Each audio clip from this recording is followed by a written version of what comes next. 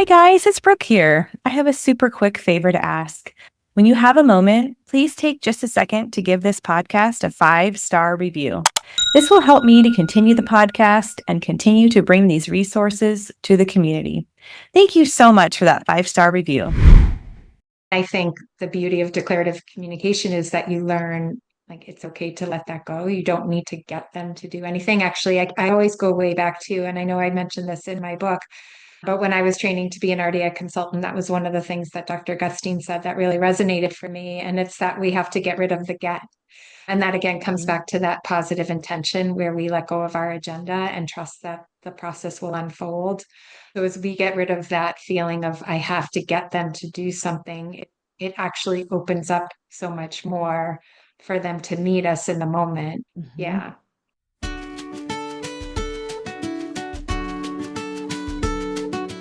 Hey there, it's Brooke, and welcome to Finding Hope on the Spectrum, where I have heart to heart conversations with parents, professionals, and autistic individuals sharing personal insight and life experiences.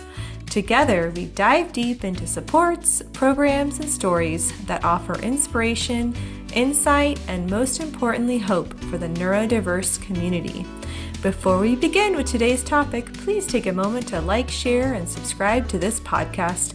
And if you know someone who this would be helpful for, please pass it along. Remember to always stay curious, be kind, and have an open heart. Okay, we're going to get started. I am so excited to have our guest on this week and talk about this important topic, something that I use quite a bit in my practice. And this is going to be a great conversation. And so it's important to listen in. Today, we're going to be talking about declarative communication and the value of using declarative communication, in particular with autistic individuals. And this is something that I've been using for years, ever since I learned about RDI, 20 some years ago or more. 20, I'm not sure how long it's been, but a long time. And it's a powerful tool. And it's something that families and professionals can use right away. And we're going to go into some topics, some strategies related to this today. But before we get into our topic, I'm going to introduce our guest, Linda Murphy. And Linda is a speech language pathologist and RDI consultant. She co-founded Peer Projects Therapy from the Heart, a clinic in Beverly, Massachusetts, dedicated to helping kids and families by using a positive, thoughtful communication style that emphasizes understanding, patience, respect, and kindness. Linda has been working with individuals with social learning differences for over 30 years. She leads trainings on the topic of social learning and has authored Declarative Language Handbook and Co-Regulation Handbook. She is a certified early intervention specialist, trained in natural language acquisition, Gestalt language processing, and holds Level 1 and Level 2 certificates in training from PDA North America. Linda lives north of Boston with her husband and their two busy, lovable boys. So welcome, Linda. Thank you. Thanks so much for having me. I'm excited to have this conversation, and I know we both use this a lot in our work, and it's important. And I just think it's so great that we're able to come together today and share this with our audience. So we're going to be talking about declarative communication. And for those that are new to the concept, or maybe haven't heard of it, or would like to learn more, let's just start with kind of intro on what declarative communication is. Yeah, and I think what's cool is I know you were talking about how you're an RDI consultant and learning about declarative communication came through the RDI community for you, which is the same for me. And I think what's always really neat for me to watch is just how I define it and how it's grown and changed or even become more nuanced like over the years. I think like way back it was just more about the words that we use, but really and truly where I start now is thinking about the idea of invitational communication versus communication that may place demands on the other person. Mhm. So when we communicate in a declarative way, we are really and truly thinking about providing information and being invitational in our communication versus placing demands on the other person. So, in regards to the language that we use, this is primarily commenting. So, it's not asking questions and it's not making a demand or using an imperative. But then through our nonverbal communication, it's also being really mindful of being invitational and positive and supportive in all the other aspects of communication that we might use to support our language. I love that. I love the invitational comment there because I think one of the things that I like to share with my clients is it really comes down to your intention, right? It's what you're Right. feeling when you're sending that message. Are you genuinely Totally. inviting, you know, or are you using this comment but with the intention of placing a demand, right? Right. That's exactly it. And I think, like, I'm glad even we were talking about this right at the beginning because declarative language is, or declarative communication is at its best when we have that positive intention as we enter the engagement. And if we have any agenda or thing that we're trying to get done, and we're trying to use declarative communication or language as maybe an underlying trick to get the child to do something, then it's not what we're talking about at all, because then it becomes demand based language. So it's really important as we use it, we kind of check our agenda at the door and make sure that we're entering with a positive intention. And hmm because the child or our communication partner will feel it through our nonverbal communication or our presence. So again, like you said, we just want to enter with that positive intention. I love that. I think we also, one of the things we like to say a lot at TAG is we want the child or the individual to respond in their own way.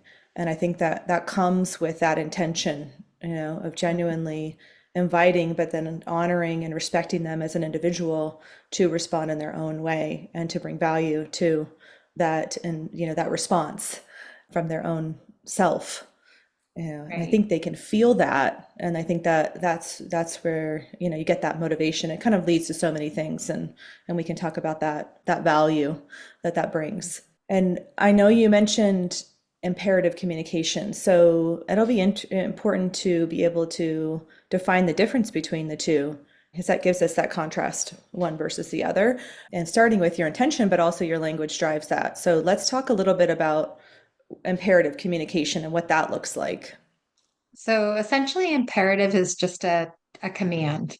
So examples might be stand up, put on your shoes, clean that up. So it's just a discrete direction in the moment that places a demand on somebody to do something very specific. And often there's time pressure to it. The intention might be there for the person to do it right away, right now, that sort of thing. Yeah.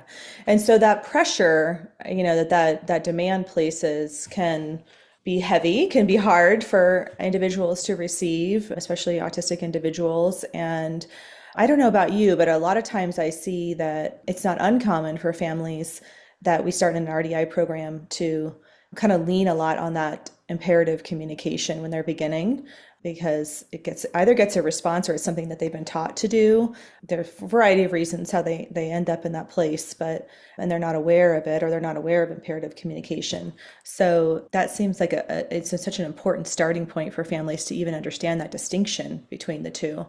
I'm assuming you're Yeah. seeing that kind of too when you start families or in your practice. Yeah, for sure. Right. I think the caregivers or parents might come with like maybe anxiety that they need to get their kids to do something because it's the message of the world. Like you need to get them to do this, you need to get them to do that, or they might not do anything. And so then that worry can get big. And so parents might become very prompting or imperative because they feel the pressure to get their child to do something. Yeah, and I think the beauty of declarative communication is that you learn like it's okay to let that go. You don't need to get them to do anything. Actually, I always go way back to, and I know I mentioned this in my book, but when I was training to be an RDI consultant, that was one of the things that Dr. Gustine said that really resonated for me. And it's that we have to get rid of the get. And that again comes Mhm. back to that positive intention where we let go of our agenda and trust that the process will unfold. So as we get rid of that feeling of I have to get them to do something, it actually opens up so much more for them to meet us in the moment. Mhm. Yeah. Oh, it's beautiful, isn't it? It's a beautiful experience to Hmm. witness, to see the Yeah. children initiating and going towards the invitation and then feeling Right. competent doing so. And It Right. just can be a powerful thing for them to experience and the parents to experience too, to see that it's possible. Yeah, and I know we were just talking about imperatives, but if it's okay, I was thinking I can cover questions here now because I know that's also another, like just to talk about how declarative communication might be different from question asking or what Mhm. makes questions demand based versus invitational. And again, Mhm. this will go back to just our RDI training where we think about the types of questions that we might ask with kids because people want to know pretty quickly like what, okay, I can never ask my child questions. And I think it's Mhm. not that you can't ask a child questions, it's just again that you want to check your intention and think about why are you asking them a question. Are you asking them a question to get an answer to see if they know something, which comes across as quizzing and can feel not inauthentic. It's not authentic communication when we quiz someone just to see what they know. Mhm. However, it's okay to be curious about the things that you might not know about your child. For example, what did they do at school when you weren't with them? Like it really and truly is okay to be curious or to be curious about the experiences that they might like. And those can always be okay because they're authentic. They're authentic questions about the child's experience and things that you don't know. But where I feel like declarative language comes in for that is sometimes if we ask a WH question, for example, what did you do today? It's authentic curiosity, but it does place a demand because it's asking the child in that moment to formulate to recall memories, I guess, and then Mhm. formulate a response. So it places demands just on their memory, on their language, and depending on kind of where the child is at in development, that might or might not be a successful opportunity for them. And it also will kind of place that time pressure for them to answer the question right then.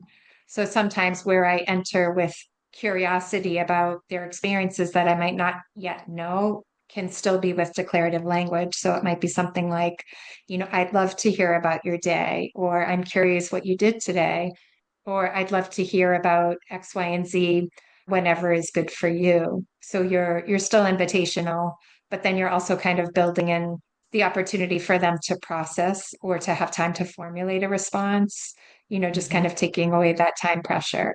And there's different ways, language ways to kind of build up that skill of sharing experiences when we're of the times that we're not with them.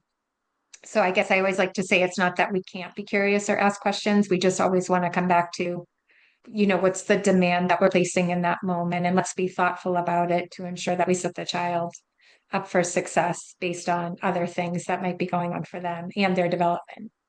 I love that. I think that you mentioned so many important things.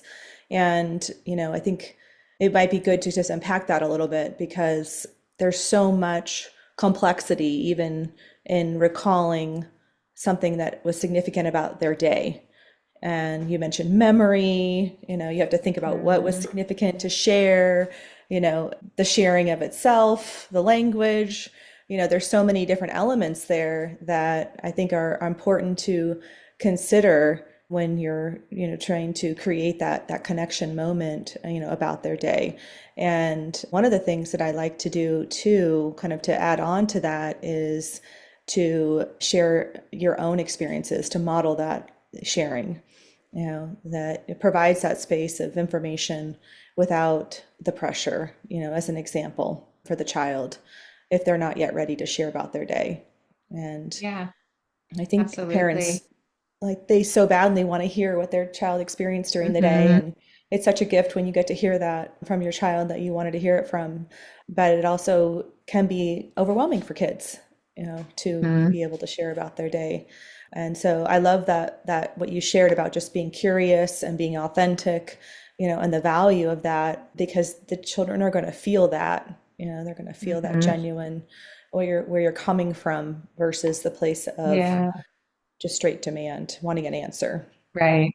Yeah. Yeah. And I think that always comes back to that's the heart of it. Your intention is authentic and relationship based, Mhm. invitational, and then you can kind of figure out the scaffolding that the child might need around the language pieces from Mhm. there. But if that's your starting place, you're in a good spot Mhm. for the Mhm. rest. Yes, I think the other piece that you added, which I want to make sure to mention that was significant, is setting the child up for success. And I think if we Hmm. come from that place, then that's our driving force. Then we're always going to be in that place of reflection, of thinking about what is going to set them up for success. If what we didn't work, it's okay. We just need to reflect on it and make an adjustment. And Right. it's part of the Right. process too. Yeah. Yeah. And to add to what you said, it's dynamic. Like it doesn't have to be exactly right the first time. We just have to be attuned to that child and notice how we can build the bridge or scaffold from there if we have created a language opportunity that maybe was too tricky for them at that moment in time. So it's about the dynamic nature of communication, which is something that Mhm. RDI is just so good at helping us all be aware of and be thinking about. Yeah, and it's Yeah, just information. It's just information. If it didn't go well, it's just information. Make an adjustment. Wow. totally. Mm-hmm. Yep. Well, I think it would be so great to talk about, since we're kind of talking about this topic of things maybe not going well in your book. I love your book, by the way. It's fantastic. Everybody should go out and purchase it. It's a great way to get information and to learn about this concept further. And we'll definitely be sharing about it in the show notes. But in your book on page 10, you mentioned how demands can trigger the fight, flight, or freeze response. And I love how you explained what these responses might look like following the demand. It was such a great concrete way of sharing that information in your book. And so I'd love for you to share just a little bit more about, what that looks like in these responses. Yeah. So I think it can be really easy for people to focus on challenging behaviors when we see them and to figure out, I think, often where people start is what can we do to stop these challenging behaviors? What can we, on the other end? But I think what I love about declarative language is that it's a proactive, supportive strategy to help the child feel safe such that their stress response is not triggered or activated. But when a child or an adult even feels a demand that creates stress because it's one that maybe they are unsure of, or maybe, I mean, there's lots of different reasons. They might not feel competent in that moment. They might feel as though we're taking away their autonomy. When that stress response is activated, there could be a range of things. Like it could be a really overt behavior, like throwing, hitting, yelling. It could be shutting down. Like sometimes the child is just very quiet, or they might put their head down. Sometimes they might flee. They might try and leave the space or turn their body away from you. So it can be really, really big, observable, challenging behaviors, or it might be more subtle ones that it's up to us that we need to kind of be open and perceptive in that moment around what that might mean. So, it might be that we're assuming the individual is ignoring us, but really and truly they're kind of retreating because they feel that Mhm. pressure in that moment, not competent or whatever it might be. So I think Mhm. those are some of the things that you can see when the language or communication demand such Mhm. that it creates stress in some way. Right. Absolutely. I think that's so important to take, to heart, because it can be easy for parents and professionals to think that maybe the child isn't interested, or maybe they're bored, or maybe they're just being behavioral. And, in Right. RDI, we know to look beyond that behavior and to go deeper. And I've had some really interesting conversations recently on the podcast with other programs that are following that approach. And it's wonderful to see that in the field, because I Mhm. think it's so important to, be investigators and to be curious about what might have caused that response from the child, and to take that fight, flight, or freeze response really seriously. That, if we can address that, then and focus on that competency, like we talked about, we see beautiful responses from the children and adults too that we're serving. So Right. Hmm. So I think that it's fantastic that you included that in the book, and really, made sure to make it really clear what that might look like, so that parents and professionals can, really take that to heart when they're seeing those responses. And so let's talk about, when we're using declarative communication, and kind of what you see in your practice, and I can certainly share on my end as well, kind of the types of responses that we see in our clients when they, we see the shift from a parent maybe that's had that's using a lot of imperative communication and that is learning to shift to declarative communication, and what kind of changes we see in their family system. Hmm. Yeah, it's actually it's so beautiful. But so again, it's the declarative language, but also the intention behind it, like we've talked about, where you get comfortable going, being present in the moment to that other person. But what really happens is the communication of the individual might go from being guarded or defensive to being open.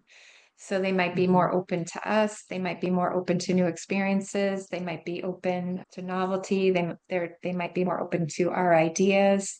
And really, it's because they're trusting that when they engage with us, there's not a demand behind it. Like we're not trying to get them to do something, but really and truly, we're just trying to be present in the moment with no agenda.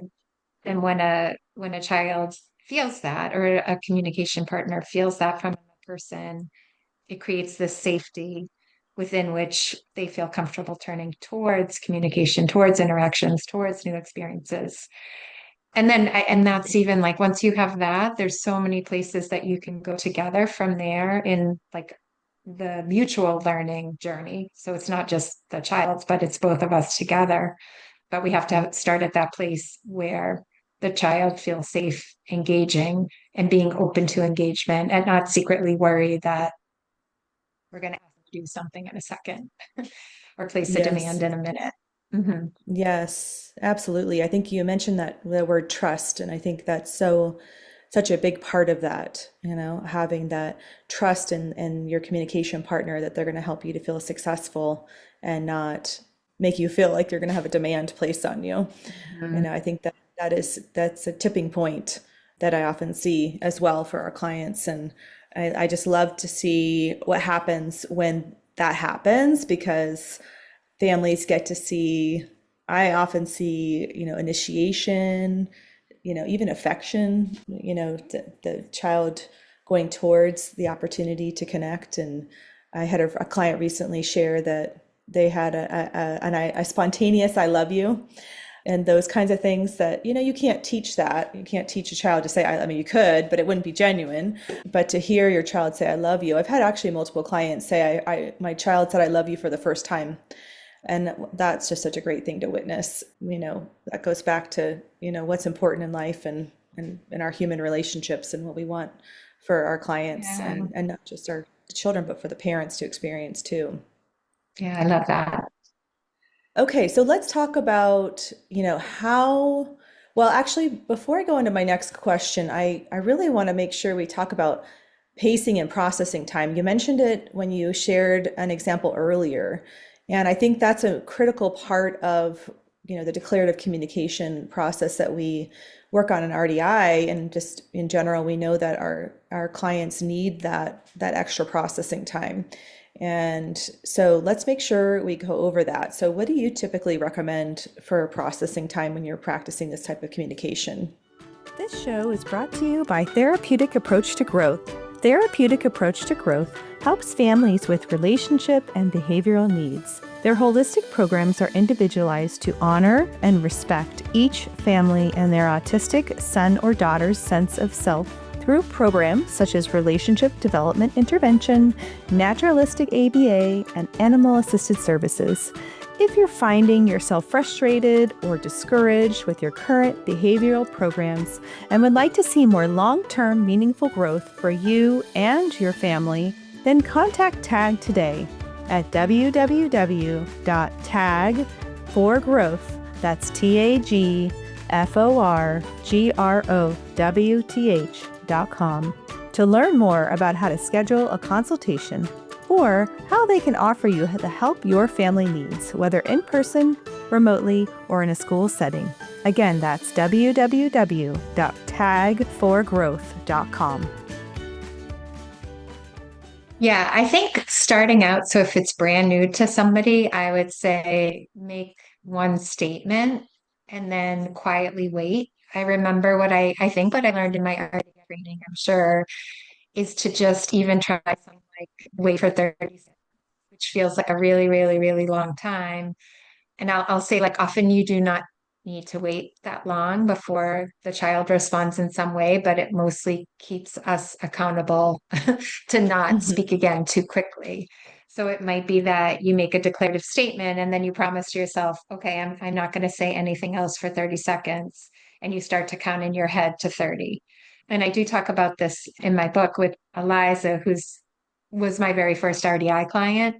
So I very much remember the first time I tried it out and I was like, okay, I'm not going to say anything. And I started to count to 30 in my head. And then when I got to about 10, she responded with her own communication.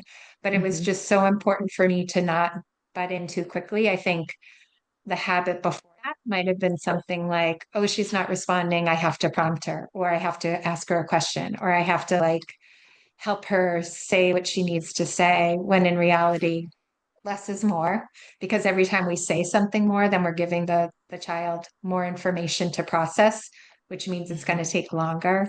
So it's not more, it's less. Just say the one thing, quietly wait.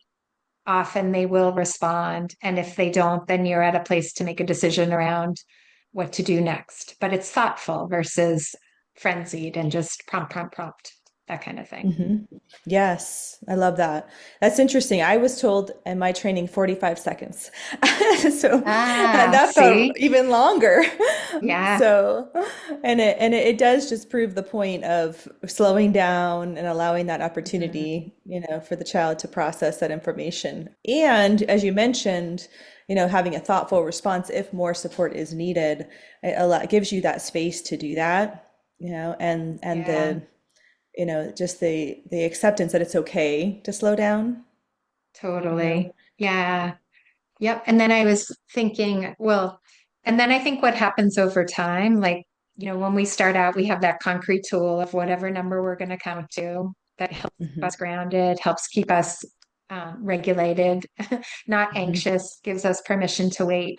But then the more you do it, you kind of get in this flow where you really are attuned to the child's processing Hmm. style and you get a better sense of how long to wait. You get a in those quiet moments that actually are the times that you have the opportunity to tune into their nonverbal communication, to notice Hmm. what thinking looks like for them in their nonverbal communication, to just be thinking about what they might be thinking about. So I think you Hmm. really start to get more in tune with their communication style, their processing style, their nuanced nonverbal communication. And then it all becomes easier from there too.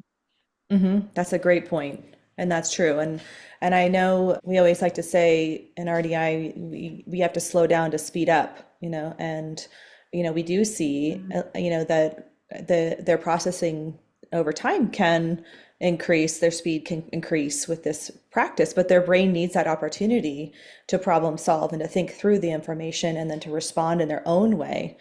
And through time and practice and exercise of that muscle, we see that speeding up as well. So I think Totally. that's another thing for parents to keep in mind. It doesn't necessarily always mean that you'll be going that slow, but it is important to give their Mhm. brain that opportunity to really think Yeah, through that. Okay, right. let's talk, and even on those lines, I think, it would be important to talk about how you see declarative language or communication supporting social emotional development and self-agency. Yeah. So I guess those are two different nice, like big topics. I think regarding social emotional development, as you get comfortable talking about a lot of different things in a declarative way, like essentially what you're doing is you're sharing information. So you're sharing information about the environment, you're sharing information about memories, feelings, perspectives, communication partners. And I think as the individual learns more about how to decode the world around them, it can just help strengthen their ability to read other people. But then the flip side too is that other people begin to read them better because we never want it to be one-sided. It's not just about my feelings and my perspective. Like very much, I want to know what that child's feelings are or that child's perspective Mhm. might be. And so for example, in a different interaction, you might be modeling language that can help the child communicate. They might be thinking and experiencing or their memories, which helps them self-advocate, and then which helps them be understood better by other people, which then creates safety in new relationships because they feel understood. So I Mhm. think the social emotional development all comes in as we think about, what are the aspects about social relationships or emotions that we want to share with the child in the moment and help them share with other people without pressure. Mhm. And then regarding self-agency, like I think very much about the idea of autonomy, where we always want to be using declarative language in a way that prioritizes autonomy and gives the child space to take initiative and or join, as they're ready. So again, we're not prompting, we're leaving space for the child to join as they're ready, while giving them information about what they might not feel sure about. Hmm. Yeah, I think we're definitely going to kind of provide some examples of that as well, because I think that is such a powerful tool to help with that self-agency as we see in our RDI programs. And I'm thinking of a client right now that is now, fully independent with being able to, and this was a significant thing for this individual, but being able to gather all of the things needed to leave the house and knowing that it's time to leave and he's an adult, so he's going to get his wallet, he's going to get his socks and shoes on, he's going to get his backpack with snacks in it because he's gone for the day. And just to be able to think for himself through the practice that his life coaches have offered him, and to feel that competence, that he's got it and he doesn't need somebody to tell him what to do through every step of the day.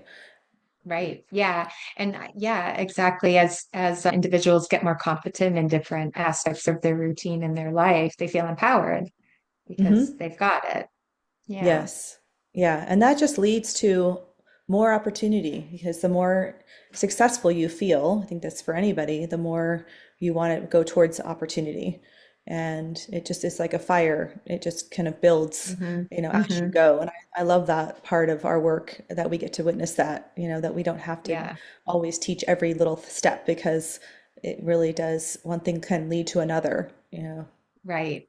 Yeah, totally. And once you start engaging the child in within a partnership, within opportunities, yeah, things just happen because you figure out the balance of, what work, for example, to share versus what to hold and model for them versus what responsibility they might be ready for you to transfer to them with greater Hmm. independence because they're ready and feel empowered to do so.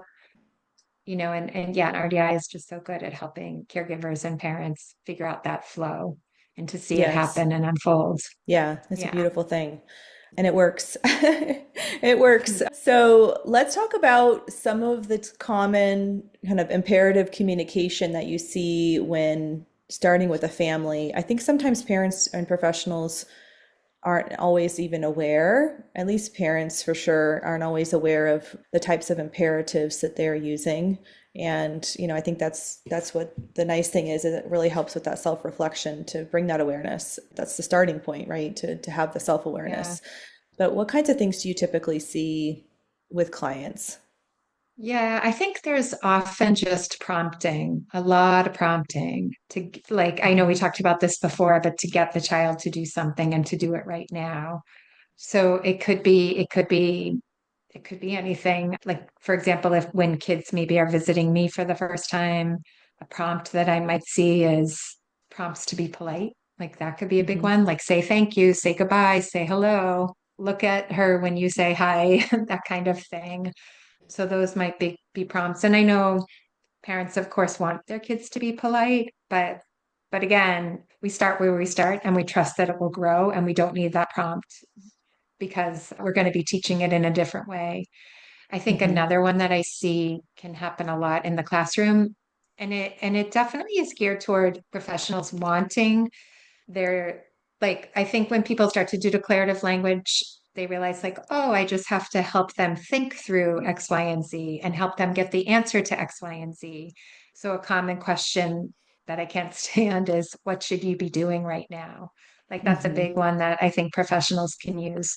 And, they might be trying to be declarative where they're trying to help the child remember and think through, but really it's placing that demand of a question on the child in the moment to come up with a very specific answer, to recall memories, to read the context, and to do it all right now.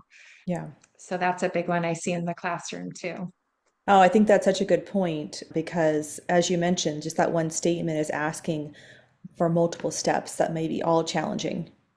And, Mhm. you know, Right, I always like to say one challenge at a time. Sometimes it's just that the challenge was too high because there were multiple challenges. And even if you're using a declarative right, statement, so in that case, it's right. layered. It could be layered. It's the demand of the question or, the question to process, but also that there could be multiple challenges the child's trying to experience and process through, and it's just too much. Yeah. So instead of, so people know, like, okay, well, what would you do instead? So when I see, like, a parent, for example, say something like, say hello, say goodbye, say thank you. Like, I might say something to the caregiver, like, you know what, it's really okay. I know that we're getting to know each other, and I don't need them to look at me or say hello or say thank you just yet. I noticed them look towards me as they were leaving. Like, that's good enough for me. But if you would like to model for them, you could model for them, you know, goodbye, Linda. We'll see you next time, or thanks, Linda. And that's good enough for me. I know they're listening. I know they're taking it in, and I'm not in a rush to get there because I trust that we will. The question that teachers might ask, like, what should you be doing right now? So what I might do instead, if I notice there's a transition and the child maybe is not like moving through that transition as the teacher hopes, then maybe I would say something like, oh, I want to let you know what's happening next. So you have the information so that you know what to do when you're ready. You Mhm. know, I notice, you know, right now we're going to be packing up to get ready to go home. So that means kids are going to be getting their backpacks and putting their things in it. And then we're going to be lining up at the door in a moment. I want you to know that so that when you're ready, you can join. And so it's almost like you're giving them the information on the front end to help them process the changes that are about to happen in the environment. It's okay to give them a little bit of processing time so they can process what you said, see the changes start to happen, and then kind of get to that next place where you decide at that moment, was that enough for them to know what to do next, or might they need help, you know, moving through the next parts of it, which would Mhm. be, you know, then you figure out how you scaffold from there if needed. But just the declarative statement just gives them kind of the information on the front end about about to happen and what the changes in the environment mean. So it's Right. literally just helping them decode those changes in the environment. Right. I think what's so Yeah. significant about that is, and what I try to encourage families to think about when they're considering what to say is, in that perfect example that you just gave, think about how you would process. If you notice that in your environment, you would notice that the kids are lining up, they're getting their backpacks, they're doing this routine. And if you were a child in that environment, you would observe that, and then you would start to think about what you should be doing and organize around that. And that may be Yeah. what the child is missing. So if you can bring that to their Right. attention, then you're helping Right. them to understand what's significant in the environment. Yeah. And again, like even just to tie it to the intention that we had talked about. So your intention in that moment isn't to get them to do something. Your intention in that moment is to share information with them. Like that's it. Hmm. Just give them the information that you have that they might not yet have so that together we can go from there. Yeah, and I know that when you have that intention, they can really feel it, and that takes the pressure off, for Hmm. them to be available to process. Yeah. Goes Yep. back to that fight or flight, or freeze concept, that you have to be at that Right. optimal state of arousal to be able to process the information, Right. Hmm. why that's so important. So, yeah, intention is so critical. I don't think we can emphasize that enough because you can use the language, but if you don't have that intention, it can not be as effective. Okay, so let's talk about, I know you mentioned earlier there were some, questions you can have with some curiosity. I'm curious to hear, your take. I know you probably get this, when you've been on other podcasts as well, like, are there situations where imperative communication is still appropriate or necessary? What is your take on that? Yeah. So I think the moments that might feel most important are those related to safety or, you know, maybe when something is going to get damaged, something like that. So I would say what I think about is if there's important information for the child to have, what is the best way to deliver that information if it is time sensitive? Hmm. So if the child's about to do something or is doing something unsafe, depending on the child, is an imperative just right at that moment. So they're climbing something that's not safe. I have a choice in that moment to say, get down, don't climb on that. And if you feel like that's the best mode of delivery for that time sensitive piece of information, then imperative can be the way to go. But I Hmm. think what I always want to talk about and think about is like just decide, is that the best way to go? Because sometimes it's not. Because if you say Hmm. get down, it might escalate the child further. Hmm. Whereas really it might be better to come in with a short, concise, declarative statement that gives them information in the moment quickly. So that might be, I don't think that's safe. Let's get down. Or I don't think that's safe. I want to help you get down. Or Hmm. in a parking lot, let's hold hands because there's a lot of cars versus hold my hand. So it's not that you can't ever use declaratives and they're going to come out. And of course, that's okay. But I think what I want people to know is don't assume that imperative, or you can use imperative sometimes, but don't assume imperative is always necessary, because sometimes it's actually less efficient than just being a very concise declarative statement. Hmm. That also just concisely gives the why, because a lot of times, like for our, our kiddos, the why is what's going to help them process the piece of information. The Hmm. imperative just might feel scary to them and panic them, versus short and sweet declarative with a quick why helps them process that new piece of information and join you. Hmm. Yeah, and the why is so important. We haven't even really touched on that, but providing the why behind, your information just in general is such a significant tool as well. That could be a whole nother episode of Right. value to consider. So Yeah. yes, yes, I agree. I think when it comes to safety and you're in, I think the time crunch when you're in a time like the child's running into the street, those are the moments Mhm. where you don't have time for them to process. Right. You just have to focus on safety, and that I Right. think that kind of sets it apart, where of course Right. you have to be more Yeah, and directed. maybe what I would add to that too is when there are those moments where you had to use an imperative really quickly because it was safety. So someone's running in the street and you yell stop because Hmm. that's the right decision for that moment, and the child stops. What I would say is know that it's important and possible to circle back to that communicative exchange so that they process what Hmm. happened after the fact. So Hmm. that might have scared them in the moment, and they take away the memory of just being scared and not really sure what happened.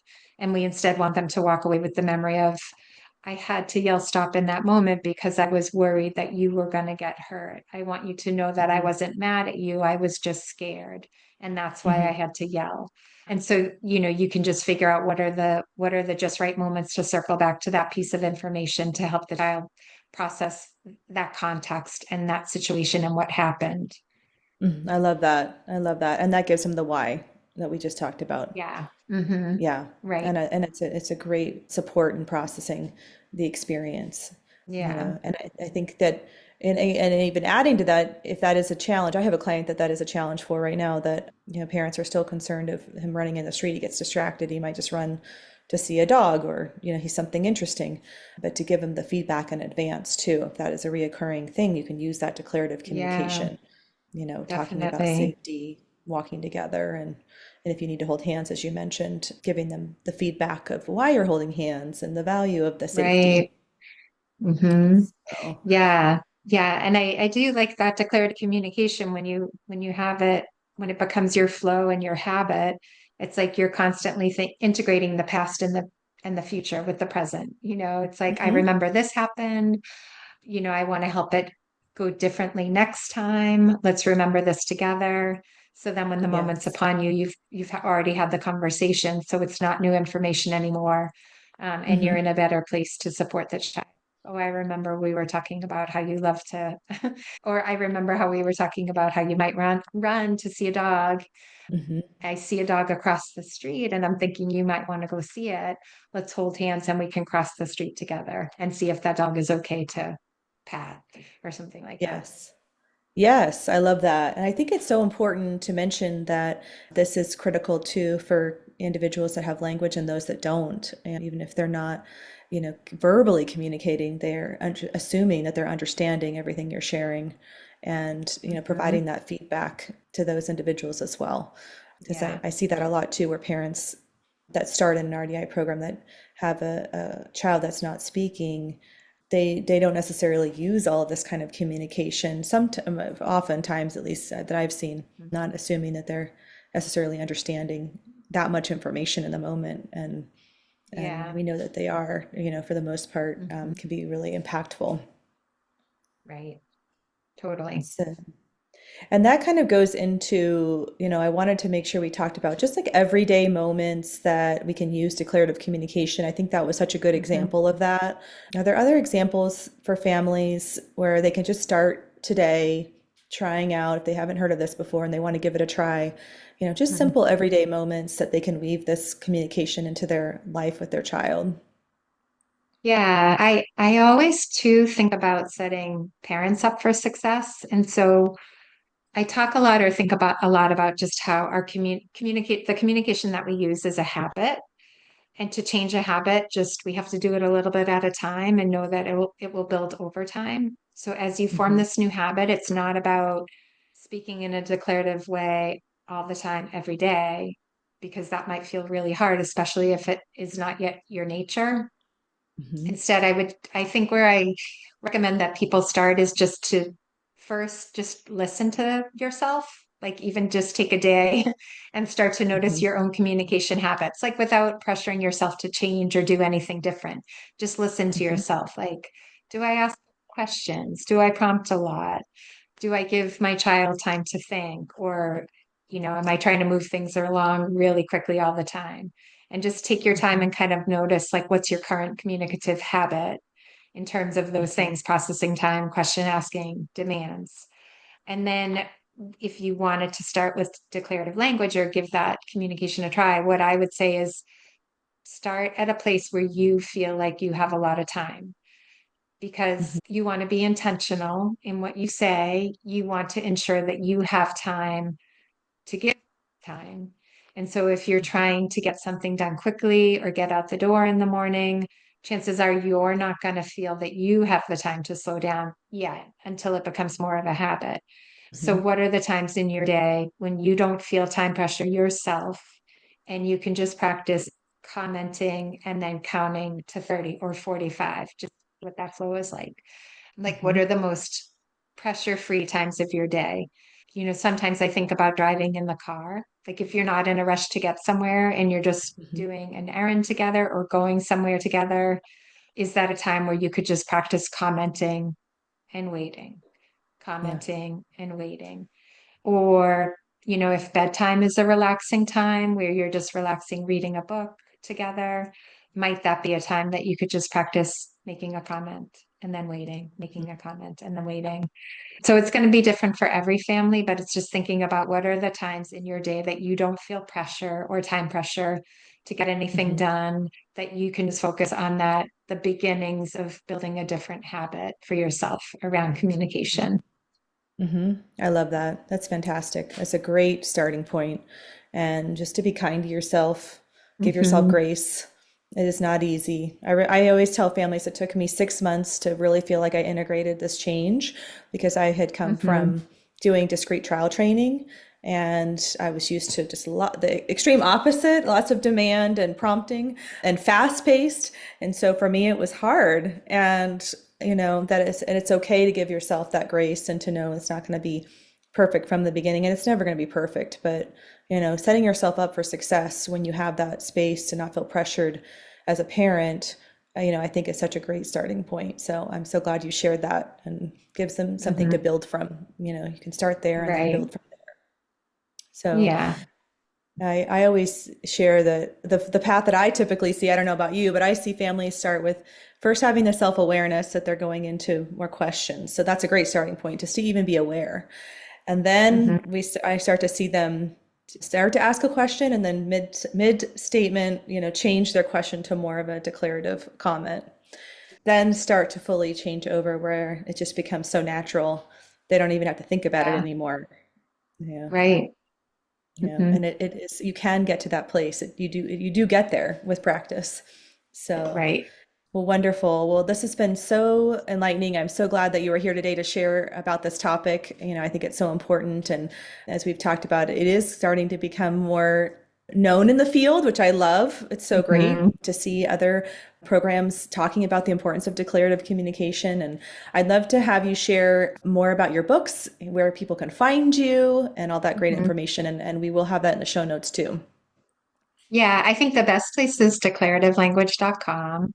So I have different blog posts and handouts that are available for people that touch on some of the things that you and I talked about. Mhm. Even one post, it's called, I think I called it One Exchange at a Time, and it's just those tips how to get started. There's like another handout on there is just like elements of a declarative statement, like what are different words that we might consider using in a declarative statement. I created guiding principles for declarative language just around the idea of, number one is enter with a positive intention. So, that kind of gets at just a list of things that we have to keep in mind as a communication partner. So there's blog posts and there's handouts, there's frequently asked questions that might come up about declarative language.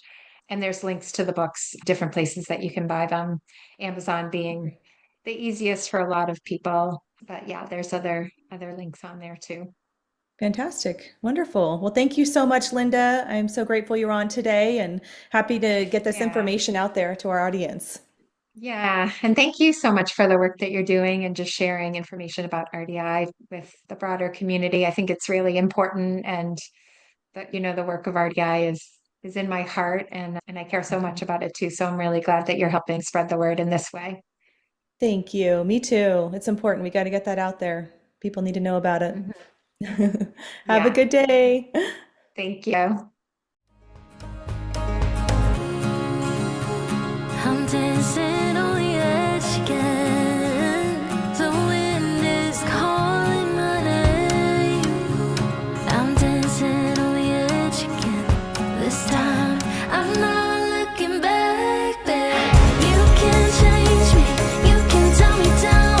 I'll leave echoes in every place I find. I break the molds with rebels mind. I'm a hurricane of free, born mind. The information provided on this podcast is for general informational purposes only. The content shared is based on the experiences, opinions, and perspectives of the hosts and their guests and should not be construed as medical advice, diagnosis, or treatment recommendations. The discussions and topics covered are intended to foster understanding and awareness of autism therapies, but are not a substitute for professional medical guidance. Before making any decisions regarding therapies or treatments, we strongly encourage you to consult with a qualified healthcare provider who can provide personalized recommendations based on your unique circumstances. By listening to this podcast, you acknowledge and agree that the hosts, guests, and producers are not responsible for any consequences, damages, or outcomes arising from the use or application of any information during the show.